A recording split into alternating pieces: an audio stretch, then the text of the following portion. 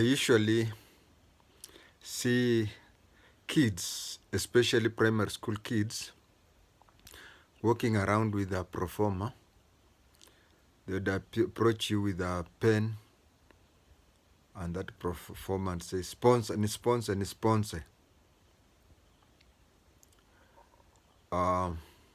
It reminds me of early 70s when I was a Boy Scout at Mbagathi Road Primary School in Nairobi. We had something in the Scout that was called Bob a Job Week.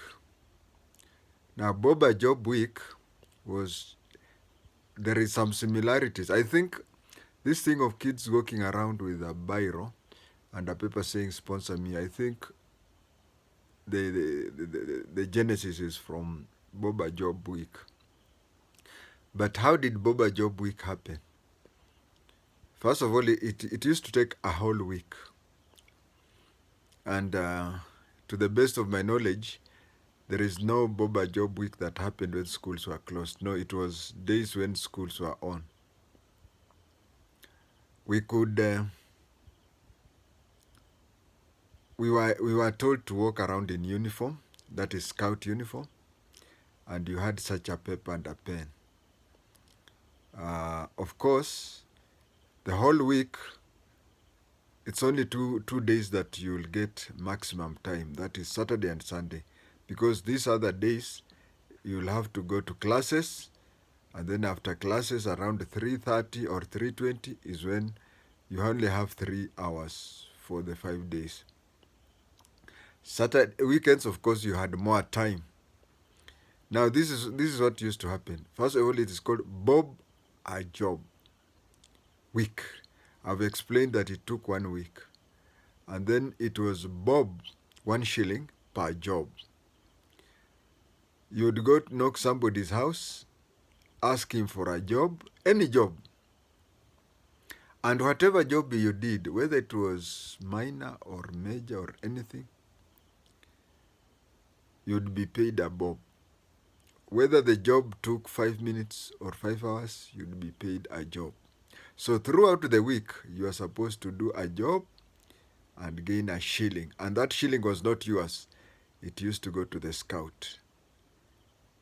Now, of course, evil people are there during that time, and evil people are here, and even evil people are before that time, and evil people will be after this time. But for a good person, they used to give us light jobs. Me, I remember the hardest job I was given was to wash a car. So, and then depending on the number of people who are willing to give you jobs, and depending on the severity of the job, because one would give you a job that would take you 5 hours. But if you get a job that is 5 minutes, it means you'll get so many offers.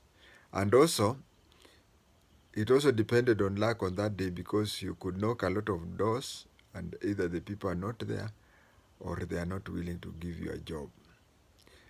We had a few cases where somebody just signed that he had given you a job and gave you the shilling and signed the form.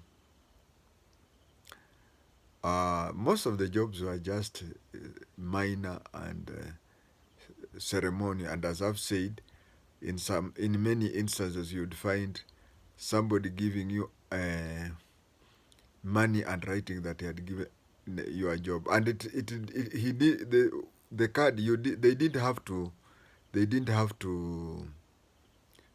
tell what it is. No, it was just like this sponsor of today. You write the name, you place their shilling, and you give it to the person. Now the question is, how much was a shilling?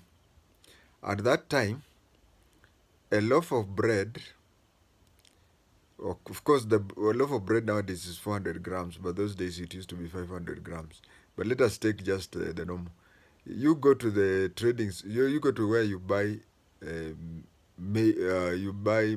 bread and milk. Look for half a liter milk, fresh milk, and a loaf. Whatever you find, that is equivalent to 1 shilling and 50 cents. Now, Remember, someone used to be given a shilling. I think I raised 30 shillings. That was a lot of money then. I'm only taking the 844 to that time when we were young. And I'm happy with the way people are responding.